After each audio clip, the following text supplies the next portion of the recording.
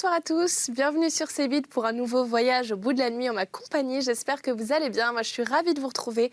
Je vais continuer pour vous la lecture de Notre cœur de Guy de Maupassant, roman qui a été publié en 1890, c'est son 6e et dernier roman. Et contrairement à ses autres œuvres, cette fois-ci la tendance s'inverse puisque c'est ici le cœur d'un homme qui se voit réduit en miettes et torturé par une femme. Et cette femme, c'est la veuve Madame de Burn, une jeune mondaine narcissique et manipulatrice, sans doute revancharde puisqu'elle a vécu avec un mari qui était violent et rustre et qui reçoit chaque jour dans son salon de nombreux hommes qu'elle s'emploie à séduire un à un. Mais va-t-elle vraiment être séduite par le jeune André Maroilles, notre héros, qui est lui fou d'elle d'un amour le plus sincère et le plus passionnel qui soit? Eh bien écoutez, on va reprendre tout de suite cette lecture et puis n'hésitez pas à réagir sur les réseaux avec le hashtag VBN.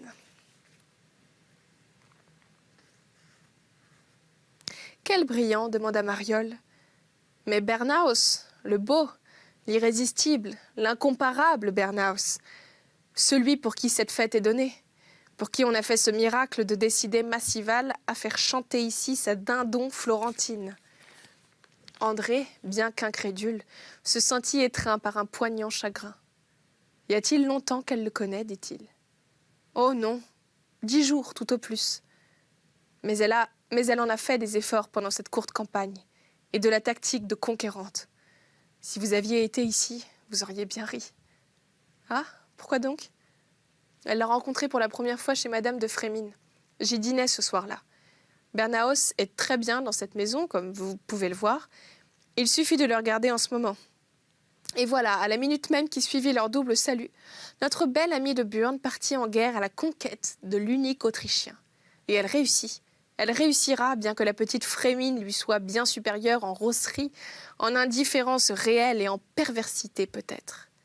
Mais notre amie de Burn est plus savante en coquetterie, plus femme, j'entends femme moderne, c'est-à-dire irrésistible par l'artifice de séduction qui remplace chez elle l'ancien charme naturel. Et ce n'est pas encore l'artifice qu'il faudrait dire, mais l'esthétique, le sens profond de l'esthétique féminin. Toute sa puissance est là. Elle se connaît admirablement parce qu'elle se plaît à elle-même plus que tout. Et elle ne se trompe jamais sur le meilleur moyen de conquérir un homme et de se mettre en valeur pour nous capter. Mariole protesta. « Je crois que vous exagérez. Avec moi, elle a été toujours fort simple. Parce que la simplicité est le truc qui vous convient. D'ailleurs, je n'en veux pas dire de mal. Je la trouve supérieure à presque toutes ses semblables. Mais ce ne sont pas des femmes. » Quelques accords de Massival les fit taire, et Madame de Bratiane chanta la seconde partie du poème, où elle fut vraiment une dindon superbe de passion physique et de désespoir sensuel. Mais Lamarthe ne quittait pas des yeux le tête-à-tête de Madame Frémine et du comte de Bernaus. Dès que la dernière vibration du piano se fut perdue dans les applaudissements, il reprit, irrité comme s'il eût continué une discussion, comme s'il eût répondu à quelque adversaire. « Non, ce ne sont pas des femmes. Les plus honnêtes d'entre elles sont des rosses inconscientes. Plus je les connais, moins je trouve en elles cette sensation d'ivresse douce qu'une vraie femme doit nous donner. Elles grisent aussi, mais en exaspérant les nerfs, car elles sont frelatées. Oh, c'est très bon à déguster, mais ça ne vaut pas le vrai vin d'autrefois. Voyez-vous, mon cher, la femme n'est créée et venue en ce monde que pour 2 choses, qui seules peuvent faire épanouir ses vraies, ses grandes, ses excellentes qualités. L'amour et l'enfant. Je parle comme Monsieur Prudhomme. Or, celles-ci sont incapables d'amour, et elles ne veulent pas d'enfants. Quand elles en ont, par maladresse, c'est un malheur, puis un fardeau. En vérité, ce sont des monstres. » Étonné du ton violent qu'avait pris l'écrivain et du regard de colère qui brillait dans ses yeux, Mariole lui demanda « Alors pourquoi passez-vous la moitié de votre vie dans leurs jupes ?» Lamarthe répondit avec vivacité « Pourquoi ? Pourquoi ? Parce que ça m'intéresse, parbleu. Et puis, allez-vous défendre aux médecins d'entrer dans les hôpitaux regarder les maladies ?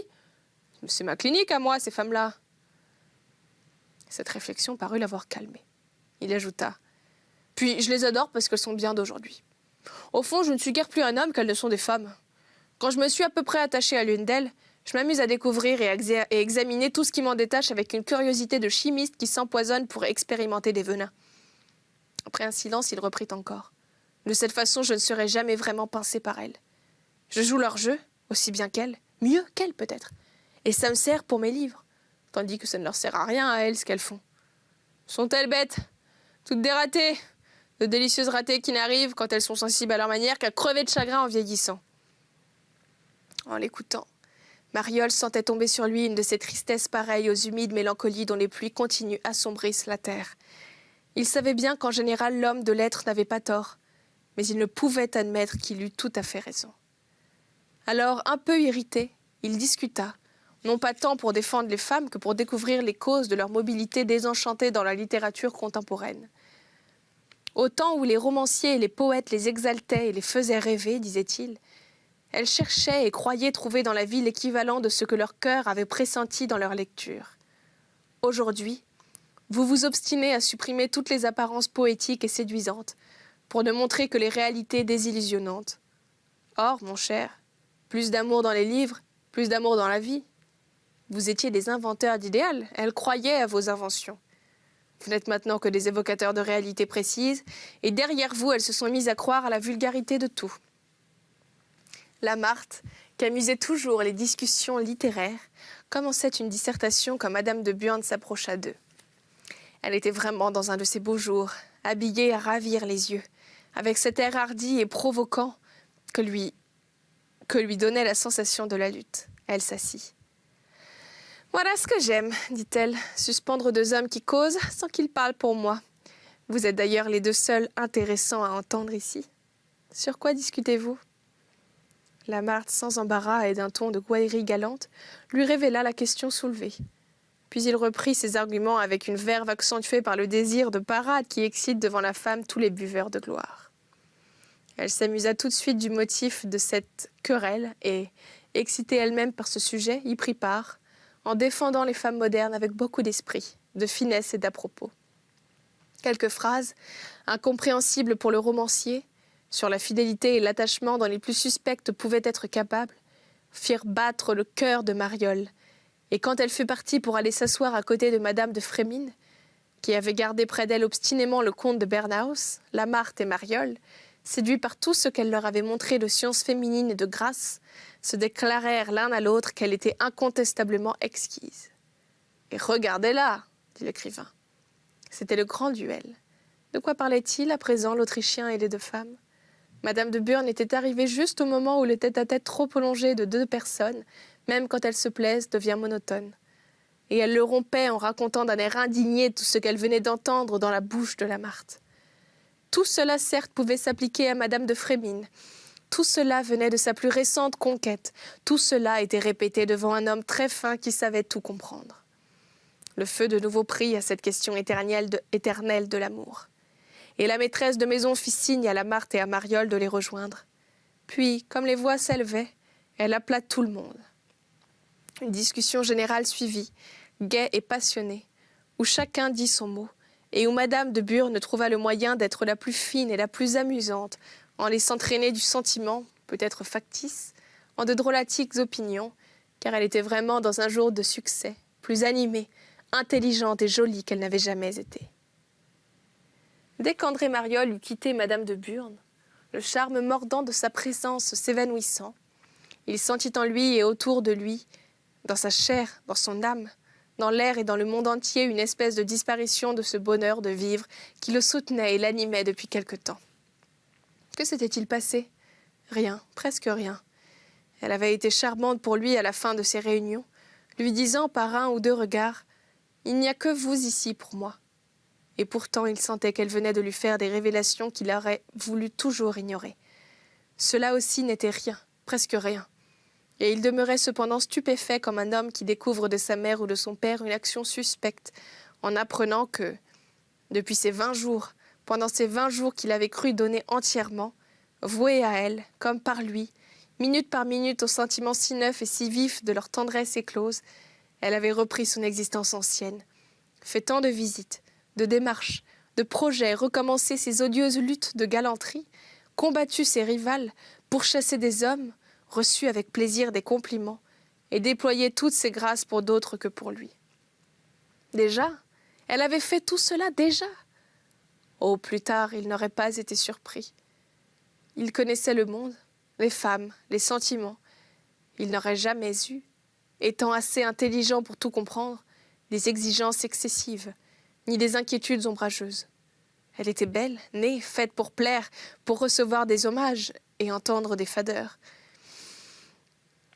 Parmi tous, elle l'avait choisi. S'était donné hardiment, royalement.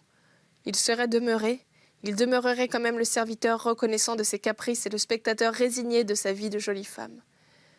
Mais quelque chose souffrait en lui, dans cette espèce de caverne obscure au fond de l'âme où sont blotties les sensibilités délicates. Il avait tort sans doute, et il avait toujours eu tort ainsi depuis qu'ils se connaissaient. Il passait dans le monde avec trop de prudence sentimentale. La peau de son âme était trop tendre. De là l'espèce d'isolement dans lequel il avait vécu, par crainte des contacts avec des froissements. Il avait tort, car ces froissements viennent presque toujours de ceux qu'on n'admet pas, de ceux qu'on ne tolère point chez les autres, une nature très différente de la nôtre. Il le savait, l'ayant souvent observé, mais il ne pouvait non plus modifier la vibration spéciale de son être. Certes, il n'avait rien à reprocher à Madame de Burnes, car si elle l'avait tenu éloigné de son salon et caché pendant ces jours de bonheur donnés par elle, c'était pour égarer les regards, tromper les surveillances, être à lui plus sûrement ensuite. Pourquoi donc cette peine entrait en son cœur? Ah, pourquoi? Ce qu'il l'avait cru à lui tout entière. Et il venait de reconnaître, de deviner qu'il ne pourrait jamais saisir et posséder la si grande surface de cette femme qui appartenait à tout le monde. Il savait d'ailleurs fort bien que toute la vie est faite d'à peu près. Et s'il y était jusqu'ici résigné, cachant son mécontentement des satisfactions insuffisantes sous une sauvagerie volontaire, mais il avait pensé cette fois qu'il allait obtenir enfin le tout à fait sans cesse espéré, sans cesse attendu. Le tout à fait n'est point de ce monde. Sa soirée fut mélancolique, et il se consolait par des raisonnements de l'impression pénible qu'il avait éprouvée. Quand il fut au lit, cette impression, au lieu de diminuer, s'accrut et, comme il ne laissait en lui rien d'inexploré, il chercha les moindres origines des malaises nouveaux de son cœur. Il passait, s'en allait, revenait comme deux petits souffles de vent glacé, éveillant en son amour une souffrance encore faible, lointaine, mais inquiétante à la façon de ces vagues névralgiques que fait naître un courant d'air, menace du mal aux horribles crises. Il comprit d'abord qu'il était jaloux, non plus seulement comme un amoureux exalté, mais comme un mâle qui possède. Tant qu'il ne l'avait pas revue au milieu des hommes, de ces hommes, il avait ignoré cette sensation, tout en la prévoyant un peu, mais en la supposant différente, très différente de ce qu'elle allait devenir. En retrouvant la maîtresse qu'il supposait occupée de lui seul pendant ces jours de rendez-vous secrets et fréquents, pendant cette période des premières étreintes qui auraient dû être toutes d'isolement et d'émotions ardentes, en la retrouvant, autant et plus même qu'avant de se donner, amusé et passionné par toutes ces anciennes et futiles coquetteries, par ce gaspillage de sa personne à tout venant, qui ne devait pas laisser grand-chose d'elle-même au préféré. Il se sentit jaloux encore plus par la chair que par l'âme, non pas d'une vague façon, comme d'une fièvre qui couve, mais d'une façon précise, car il douta d'elle. Il douta d'abord par l'instinct, par une sensation de méfiance glissée en ses veines plus qu'en sa pensée, par ce mécontentement presque physique de l'homme qui n'est pas sûr de sa compagnie. Après avoir douté ainsi, il soupçonna. Qu'était-il pour elle, après tout? Un premier amant ou le 10e? Le successeur direct du mari, Monsieur de Burnes, ou le successeur de Lamarthe, de Massival, de Georges de Maltry, et le prédécesseur du comte de Bernaus, peut-être? Que savait-il d'elle? Qu'elle était jolie à ravir, élégante plus qu'aucune autre, intelligente, fine, spirituelle, mais changeante, vite lassée, fatiguée, dégoûtée, éprise d'elle-même avant tout et insatiablement coquette. Avait-elle eu un amant ou des amants avant lui? Si elle n'en avait pas eu, se serait-elle donnée avec cette crânerie? Ou aurait-elle pris l'audace d'ouvrir la porte de sa chambre la nuit dans une auberge? Serait-elle venue ensuite avec cette facilité dans la maison d'Auteuil? Avant de s'y rendre, elle avait posé seulement quelques questions de femme expérimentée et prudente.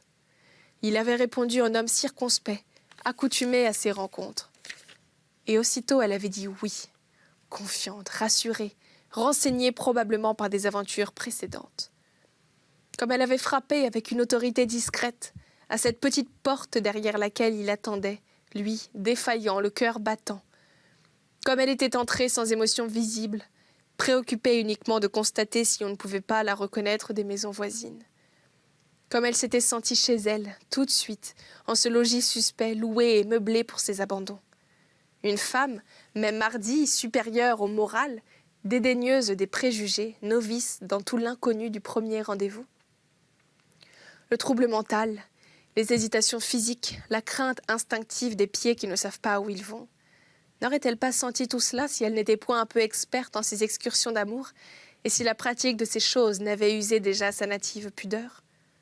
Enfiévrée de cette fièvre irritante, intolérable, que les peines de l'âme éveillent dans la chaleur du lit, Mariole s'agitait, entraînée comme un homme qui glisse sur une pente par l'enchaînement de ses suppositions. Parfois, il essayait d'en arrêter la marche et d'en briser la suite. Il cherchait, il trouvait, il savourait des réflexions justes et rassurantes.